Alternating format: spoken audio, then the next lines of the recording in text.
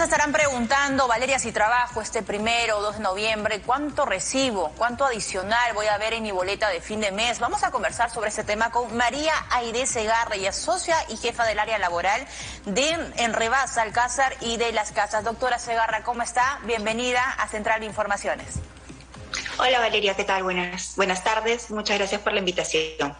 En principio, vamos a poner esto, digamos, en términos muy sencillos. ¿Quiénes podrán descansar, si es que desean, podrán descansar este 1 y 2 de noviembre?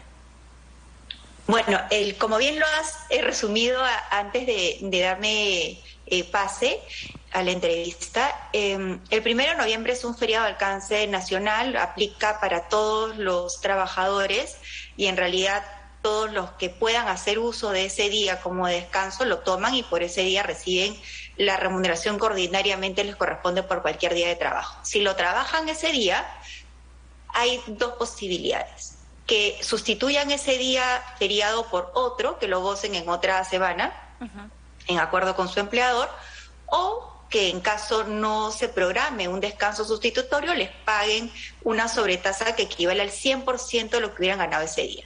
Es decir, si el valor de su jornada de ese día es 100 soles, al final del mes van a recibir 100 soles adicionales por el trabajo realizado en ese mes, en ese día, perdón. Ahora, eso es con respecto al primero. Sí. ¿Y el 2 de noviembre? Sí, con respecto al 2 de noviembre, cae en ese grupo de feriados, de días no laborables, en realidad, para ser más precisa, que es una categoría que existe hace ya varios años y que los distintos gobiernos han establecido para generar fines de semana largos que alimenten el turismo interno, fundamentalmente. Y en esas fechas ocurre algo particular. No se trabaja, pero se tienen que devolver las horas que corresponden a ese día. Y como bien señalaste, en el sector público debería hacerse esa devolución dentro de los 10 días siguientes, es lo que estableció la norma o lo que diga el titular de la entidad. Sí, más bien presta servicios en el ámbito privado, lo que va a tener que ocurrir es primero que te pongas de acuerdo con el empleador para tomar ese día como compensable, ¿no? Va a depender de que estén dispuestos a acogerse al feriado y eso depende de la estricta voluntad de cada entidad privada, ¿no? El único caso excepcional es el del Poder Judicial, que de hecho el día de ayer emitió una resolución administrativa a través de su Consejo Ejecutivo, en donde se ha señalado que las audiencias programadas para esa fecha se van a llevar a cabo, ¿no? Salvo que el titular del despacho solicite hacer uso de ese día y lo tiene que notificar internamente, ¿no? Eso la verdad es que genera un poco de inseguridad, ¿no? Porque de hecho la norma que estableció ese feriado salió el 7 de octubre y esta resolución ha sido emitida el día de ayer, así es que a correr los que tienen programadas sus audiencias para el día 2 de noviembre, ¿no? Pero ese es un caso excepcional, nuestra entidad ha decidido trabajar en esa fecha. Ahora, doctora Segarra, ¿qué pasa, por ejemplo, con los practicantes que trabajan ya sea en el sector público, en el sector privado? ¿Ellos también van a recibir ese adicional cuando vean su recibo, su boleta a fin de mes? Sí, bueno, lo que pasa es que los practicantes son un régimen no laboral propiamente, no tienen derecho a los beneficios que son propios del régimen laboral de la actividad privada y en estricto no acceden pues a ninguno de los derechos que están previstos para esta categoría de gente que hace trabajo dependiente, ¿no? Sin embargo, creo que la mayoría de organizaciones les reconoce ese día y efectúa el pago por esa fecha, ¿no? Tanto por el 1 y el 2 de noviembre en realidad es un día que normalmente debería trabajarse y si no se trabaja hay que devolver las horas, de manera que quienes trabajan en esa fecha no es que accedan a un pago adicional.